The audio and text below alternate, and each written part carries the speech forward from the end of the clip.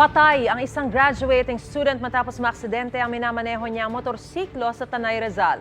Laging una ka sa balita ni EJ Gomez, exclusive.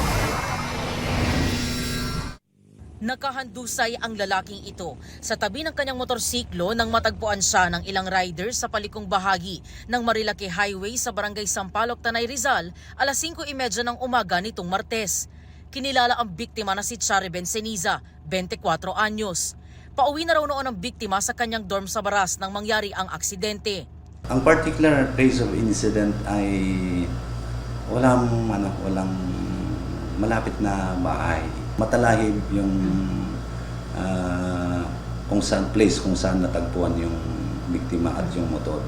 Wala raw suot na helmet si Ceniza. Ayon sa Tanay Police, nadala pa siya sa ospital pero namatay kalaunan. Sa investigation ng aking investigator, may pulso pa yung biktima. Kaya pagdating ng first responder, itinakbo agad sa Army Station Hospital sa Camp Kapimpin. After more or less 30 minutes, na-declare ng attending physician na patay na si victim. Tanging mga pinsan ni Ceniza ang tumanggap ng kanyang bangkay dahil nasa Zamboanga del Sur ang kanyang mga magulang.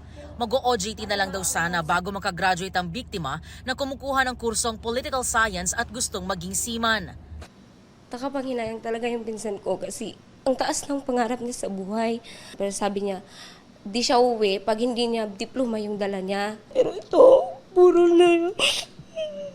Pagkatapos iproseso ng bangkay ni Ceniza sa Tanay, ay saka dadalhin sa Zamboanga del Sur kung saan naghihintay ang kanyang mga magulang at iba pang kaanak. Ayon sa pulisya, dumarami raw ang naaaksidente sa Tanay Rizal, partikular sa kilalang Devil's Corner, lalo na tuwing weekend. Paalala nito sa mga motorista, Before na mag-travel, at least may mga protective gear yung mga motorista para maiwasan natin yung accident passing through Marilake Highway. Sana nga mag-drive lang with caution. ito ang unang balita. EJ Gomez para sa GMA Integrated News.